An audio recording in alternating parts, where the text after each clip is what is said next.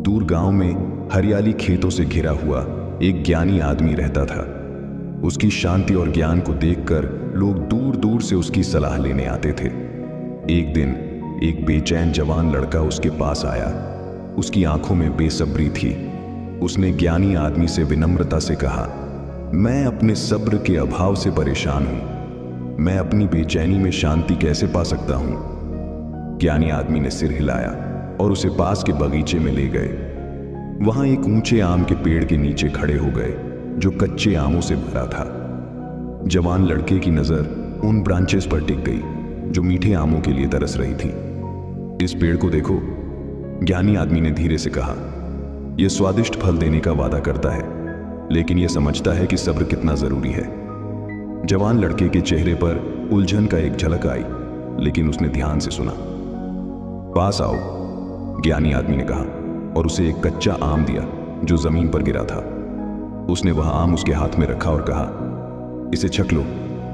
जवान लड़के ने आम का एक टुकड़ा काटा और तुरंत ही उसका खट्टा स्वाद महसूस किया, जिससे उसकी भवें सिकुड़ गईं। देखो, ज्ञानी आदमी ने कहा, पेड़ सब्र से इंतजार करता है ताकि आम पके, क्योंकि यह जानता है कि असली मिठास समय के साथ आती है। अगर यह जल्दबाजी करेगा तो स्वाद कड़वा और असंतोषजनक होगा। जवान लड़के की बेसब्री धीरे धीरे समझ में बदलने लगी। उसने समझा कि इंतजार सिर्फ समय काटना नहीं है, बल्कि एक ऐसी प्रक्रिया है जो गहराई और समृद्धता को बढ़ाती है, जो आखिर काम मिलेगा। बगीचे से निकलते समय उसके अंदर एक नई शांति बस गई।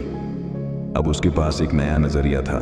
समझ गया था कि जिंदगी के सबसे मीठे इनाम इंतजार के लायक होते हैं। अपने अनुभवों के बगीचे में उसने सब्र को पोषने का विचार किया, हर पल को पकने और प्राकृतिक रूप से अनफोल्ड होने दिया, जैसे पेड़ अपने फल को पकने के लिए इंतजार करता है। हमें भी अपनी जिंदगी में सब्र अपनाना चाहिए। सब्र सिर्फ समय का गुजर जाना नहीं है, बल्कि एक ऐसी प्रक्रिया है जो हमारे अनुभवों को गहराई और मिठास देती है।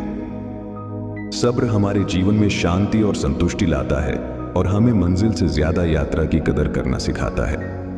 सिर्फ आखिरी नतीजे पर नजर रखने की बजाय हर कदम का आनंद लेना सीखना चाहिए।